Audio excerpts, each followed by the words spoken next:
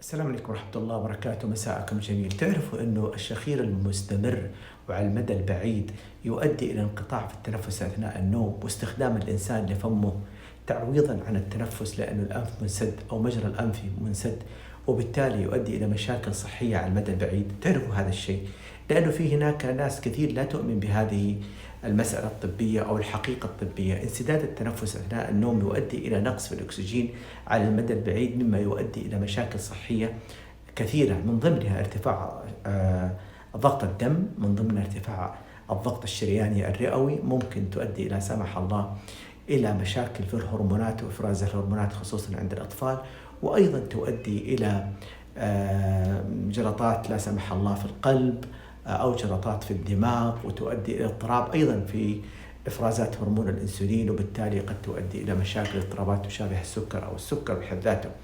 يا جماعة صدقوني، مشاكل الشخير مشاكل كبيرة جدا جدا جدا، أيضا تؤدي إلى النعاس المتكرر، تؤدي إلى فقدان السيطرة على التحكم في الذاكرة واسترجاع المعلومات، والأدهى والأمر من هذا الشيء قد تؤدي إلى حوادث سير.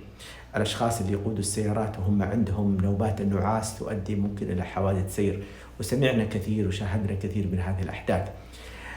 أي إنسان يعرف إنسان شاخر بشكل واضح وشخير، يعني باين في معظم ليلاته اللي ينام فيها الأزواج، يعني إذا يعرفوا أحدهم الآخر، أو أي إنسان خصوصا في الأطفال، الشخير بوجه عام ظاهرة غير صحية تؤدي إلى مشاكل صحية على المدى البعيد. الله يرضى عليكم، خلونا ننتبه لهذا الموضوع ونتحاشى كثيرا من المشاكل.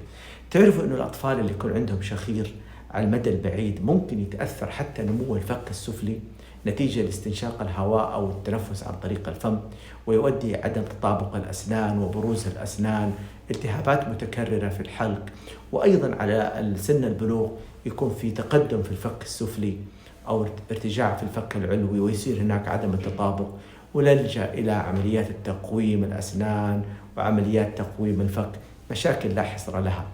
زد إلى ذلك عند الأطفال يؤدي إلى تشتت انتباه واضطرابات حركة وفرط في الحركة، ومشاكل يعني ما بودنا تحدث لأي ابن من الأبناء لكم أو لمن تحبون. فلذلك خلونا ننتبه لموضوع الشخير. وأنا قلت قبل كذا، الشخير ليس ظاهرة طبيعية، بل الشخير هو نداء نداء نداء لوجود مشكلة لابد البحث عن سببها وعلاجها والتخلص منها بأقرب فرصة. في أمان الكريم.